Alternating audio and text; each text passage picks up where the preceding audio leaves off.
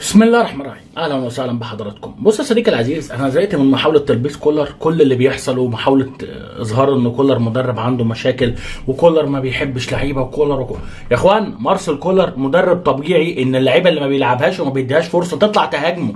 ايه يا اخوان، هو انتوا محدثين كوره ولا الكلام على ايه؟ ما طبيعي لا مؤاخذه، يعني اللعيبه اللي ما بتلعبش واللعيبه اللي بتاخد فرصه تطلع تهاجم الراجل. طبيعي رضا سليم الراجل نوعا ما كان شايف ان هو لازم يمشي، بصراحه كان عنده حق، يطلع يتكلم على كولر بشكل سلبي. احمد عبد القادر، مع ان احمد عبد القادر ده مفيش حد دلعه اكتر من كولر، مفيش حد اعطاه فرص اكتر من كولر، مفيش حد خلاه نجم الفريق ورقم واحد في الفريق اكتر من كولر، بس سبحان الله هو اللي طلع هاجم كولر.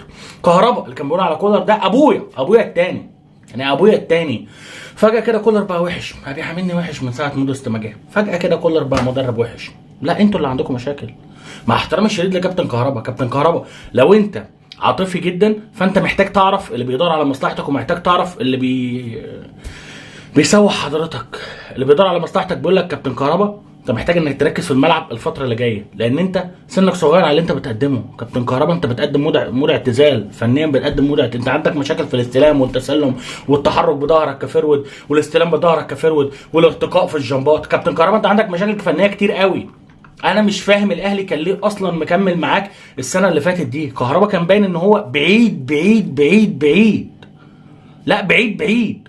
قصه انتقادك لصفقه مودست، ومودست انا كنت شايف نفسي احسن منه. كابتن كهربا مودست لما كان في سنك كان بياكل عيال صغيره في منطقه الجزاء، يعني مودست ده لما كان في سنك انت وانت مش كبير. مودست لما كان في 30 31 سنه كان بياكل عيال صغيره في منطقه الجزاء. انت فين يا كابتن كهربا من سن مودست؟ بس معلش احنا داخلين على موضوع تلبيس كولر وحش، كولر نفس اللي كان بيحصل مع موسيماني بالظبط. وسبحان الله نفس اللي بيحصل مع كل مدرب بيفشل في الاهلي، مع ان سبحان الله الاداره هي اللي بتجبرك انك تفشل. لكن معلش احنا بنلبسك كل حاجه.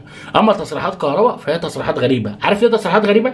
لان هي شبه مجلس اداره الاهلي كده، الكل بيغلط ما عدا انا، الكل متآمر عليا ما عدا انا، الكل عنده مشاكل ما عدا انا الوحيد اللي تمام. للاسف الشديد محمد صلاح لما اتكلم على المنتاليتي كان عنده حق وزياده.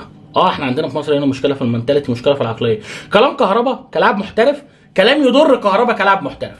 يعني كلام كهربا واحترافيه كهربا، وان انا هروح احضر فرح اختي حتى لو هتوقف ومش هتوقف، ده ما فيهوش احترافيه بجنيه. انت كنت محتاج ان انت تظبط مع المدير الفني، كنت محتاج تظبط مع النادي وتنسق مع النادي زي لعيبه كتير.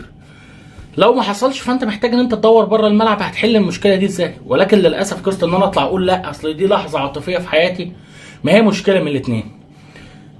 يا تقرر ان انت تكون عاطفي وطز في الشغل، يا تقرر ان انت تكون بتاع شغل وتكبر لموضوع العاطفه ده. انما انت عايز الاثنين في بعض، هنا بتضرب منك بشكل كبير.